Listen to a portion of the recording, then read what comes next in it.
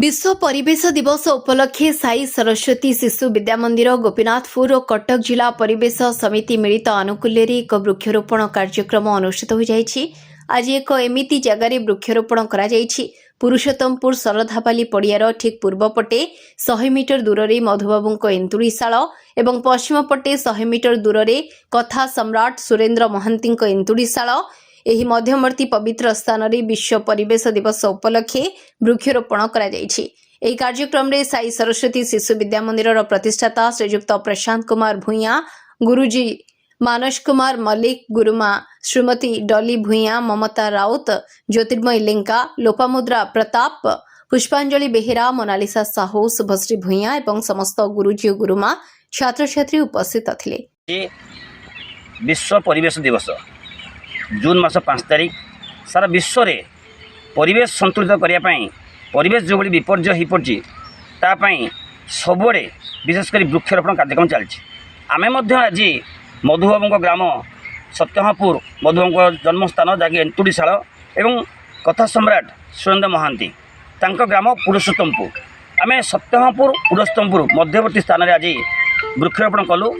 आमर साई सरस्वती शिशु विद्या मंदिर तरफ समस्त गुरुजी गुरुमा बहुत छात्र आज आसी उपस्थित रही गछ वृक्षरोपण कर वृक्षरोपण कर उद्देश्य होची समाज को स्वतंत्र वार्ता जीव जे साई सरस्वती विद्या मंदिर तांकर जो वृक्षरोपण करी परिवेश संतुलित करने जो कार्यक्रम ये अंचल कर समस्त का स्वतंत्र एक कार्यक्रम अटे।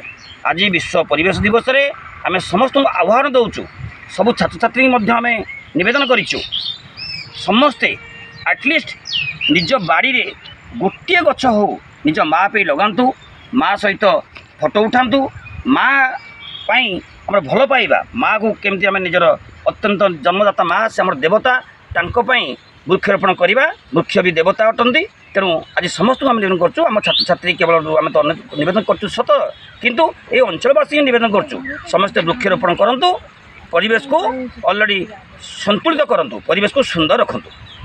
आज जून 5 विश्व परिवेश दिवस समस्त ओडिशावासी को समस्त समाज को ये बार्ता देवी समस्ते निज बाड़ी रे गोटे लेखा गछ रोपण करूँ कारण से वृक्ष आपणकर भविष्य में निहाती काम लगे। कारण आज आम जो गछ लगे आज जदि आम सुस्थ परिवेश पाइपे केवल वृक्षपाई ही पाइपे जमी आम घरे आम माँ आम सेवा जत्न नहीं पारे आमको जहाँ आवश्यक सामग्री आमको प्रदान कर ठीक सेपरी वृक्ष आमको सब प्रकार साहाय्य करुँच।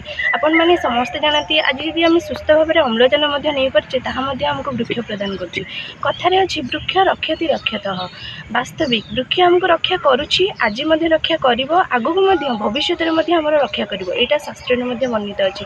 समस्त को आज पवित्र दिवस ये कहबी गछरोपण करूँ निज बाड़ी बगीचे गछ लगे तार जत्न नियंतु प्रत्येक दिन खाली वृक्षरोपण करवाटा भी आवश्यक जी नुहे तार जत्न नवा से मूल्यवान सबुठार मुख्य उपादान अटे तार जत्न। सालेपुर ज्ञानरंजन दास का रिपोर्ट विचित्र दुनिया।